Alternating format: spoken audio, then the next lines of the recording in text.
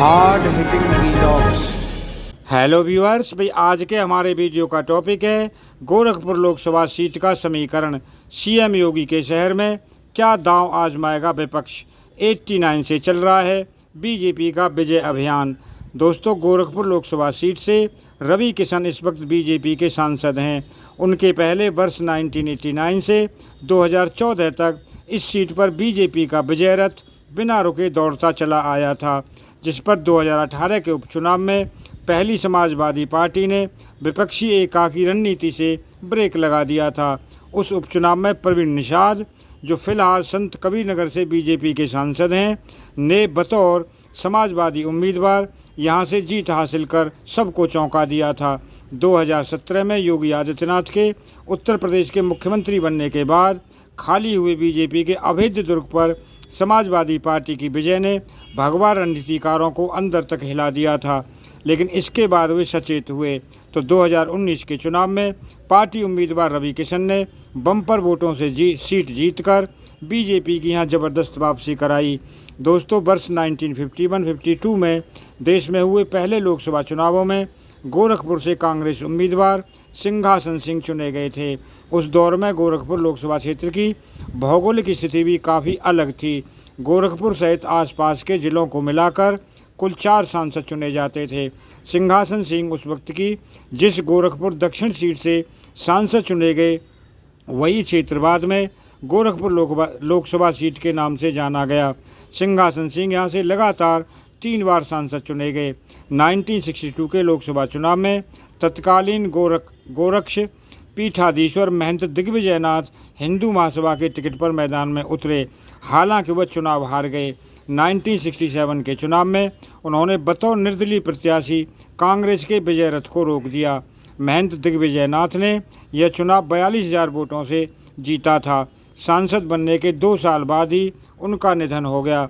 1969-70 में यहाँ फिर से उपचुनाव हुआ, जिसमें महंत दिग्विजयनाथ के उत्तराधिकारी और उनके बाद गोरख पीठाधीश्वर बने महंत अवैधनाथ ने बतौर निर्दलीय उम्मीदवार जीत हासिल की।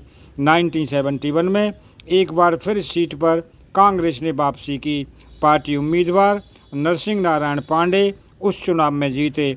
उसके बाद हरकेश बहादुर और मदन पांडे ने क्रमशः भारतीय लोकदल और कांग्रेस के टिकट पर यहां से चुनाव जीता। मीनाक्षीपुरम में सामूहिक धर्मांतरण की घटना से दुखी होकर सक्रिय राजनीति से संन्यास लेने वाले गोरख पीठाधीश्वर महंत अवैधनाथ ने राम मंदिर आंदोलन के बीच धर्म संसद के आग्रह पर 1989 के चुनाव में एक बार फिर वापसी की।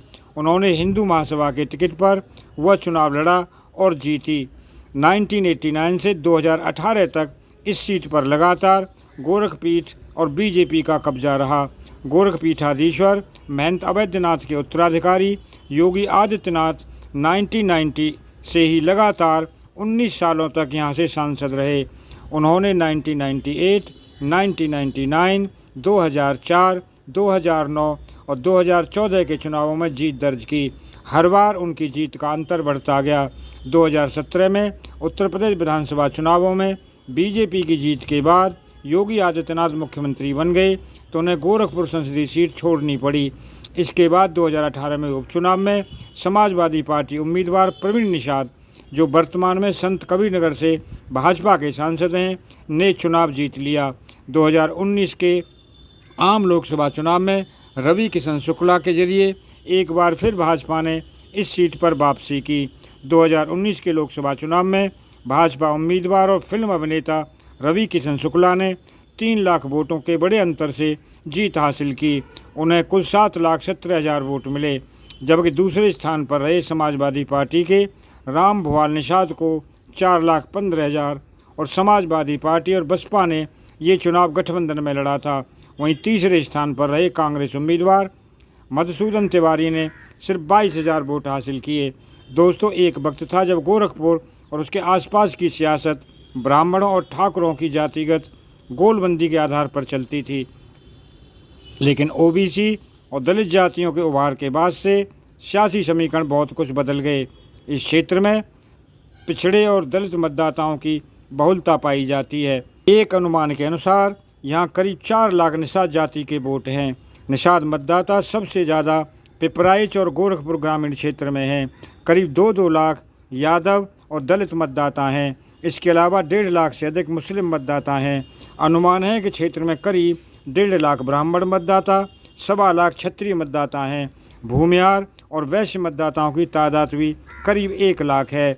गोरखपुर लोकसभा सीट के तहत टैंपियरगंज, पिपराइच, गोरखपुर शहर, गोरखपुर ग्रामीण और सहजनवा यानी गोरखपुर जिले की 5 विधानसभा सीटें आती हैं। 2017 के विधानसभा चुनाव में बीजेपी ने इन सभी सीटों पर जीत हासिल की थी। 2022 में भी इस रिकॉर्ड को बनाए रखा।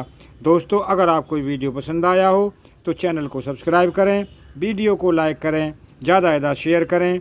आप लोगों का बहुत बहुत धन्यवाद। Thank you very much.